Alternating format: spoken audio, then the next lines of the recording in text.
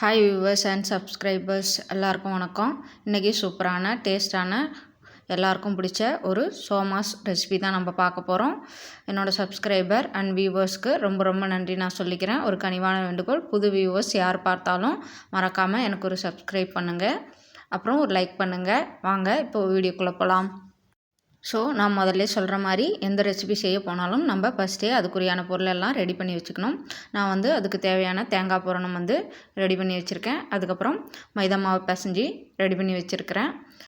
நம்ம எல்லாருக்குமே பூரணம் எப்படி ரெடி பண்ணுறதுன்னு தெரியும், ரொம்ப ஈஸியும் கூட. அதேமாரி மாவை எப்படி பிசைஞ்சு பக்குவப்படுத்தி வைக்கிறதுனும் உருண்டைப்படுத்தி வைக்கிறதுனும் தெரியும். அதுவும் நான் வீடியோவும் பண்ணலை. அதனால் டைரெக்டாக நம்ம ரெசிபி எப்படி செய்யலான்னு பார்த்துடலாம். நீங்கள் பிகினர்ஸாக இருந்தீங்கன்னா, எனக்கு பூரணம் ரெடி பண்ணுறது எப்படின்னு தெரியாதுன்னு நினச்சிங்கன்னா, அதுக்கும் வீடியோ நான் ஷார்ட்ஸ் அப்லோட் பண்ணியிருக்கிறேன். பூரணம் வீடியோ நீங்கள் வேணாலும் போய் பார்த்துக்கலாம். நம்ம எல்லோரும் நினைப்போம், இது ரொம்ப செய்கிறது ரொம்ப கஷ்டம், 2 பேர் வேணும் அப்படின்னு சொல்லி நினைப்போம். ஆனால் அப்படி இல்லை. நீங்கள் பூரணம் ரெடி பண்ணி வச்சுட்டு மாவை இதேமாரி ரெடி பண்ணி தேய்ச்சி வச்சிட்டிங்கன்னா, அதுக்கப்புறம் நம்ம ஈஸியாகவே இந்த ரெசிபியை செஞ்சிடலாம்.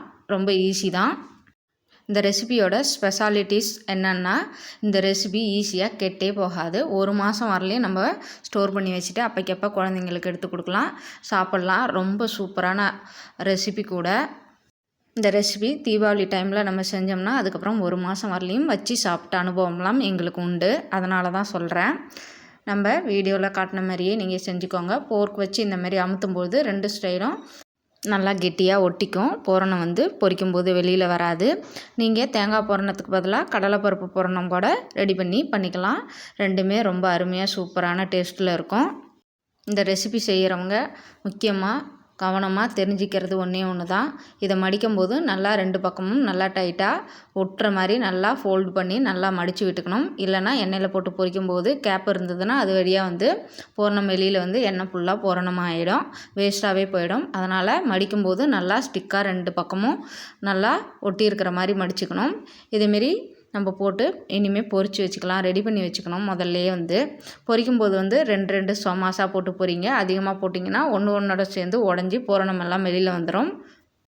இதேமாரி கம்பி வச்சு திருப்பும் பொழுதும் நம்ம ரொம்ப கவனமாக திருப்பி விடணும். இல்லைன்னா கம்பி அதை குத்திருச்சுன்னா அதில் உள்ள பூரணம்லாம் வெளில மொத்தமாக வேஸ்ட்டாக போயிடும். எப்பொழுதுமே இந்த ரெசிபி செய்யும் பொழுது நம்ம 2 விஷயங்களில் கவனம் ரொம்ப அதிகமாக வேணும். ஒன்று பூரணம் வச்சு மடித்து நல்லா டைட்டாக வச்சுக்கணும். இன்னொன்று பொரிக்கும்போது கம்பியால் அதை குத்தி விடாமல் பார்த்துக்கணும். இந்த 2 விஷயமும் ரொம்ப முக்கியம். இதை தெரிஞ்சாலே போதும், ஈஸியாக இந்த ரெசிபி செஞ்சிடலாம். நம்ம கரெக்டாக கலர் மாறினோடனே நம்ம இதை எடுத்துடணும்.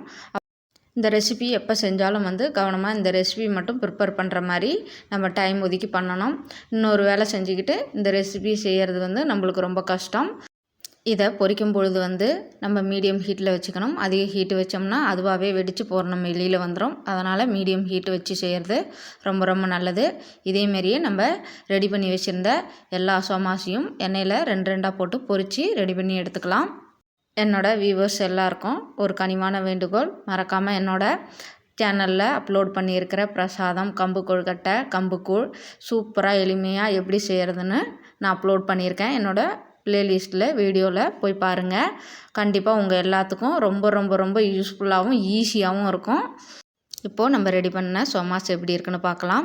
தேங்காய் பூ வச்சு பூரணம் செஞ்சு இந்த ரெசிபி பண்ணி பாருங்கள். ரொம்ப அருமையாக தித்திக்கும் டேஸ்ட்டில் இருக்கும். கண்டிப்பாக எல்லாம் பண்ணி பாருங்கள். வீடியோ பார்த்துட்டு மறக்காமல் சப்ஸ்கிரைப் பண்ணுங்கள், லைக் பண்ணுங்கள், ஷேர் பண்ணுங்கள்.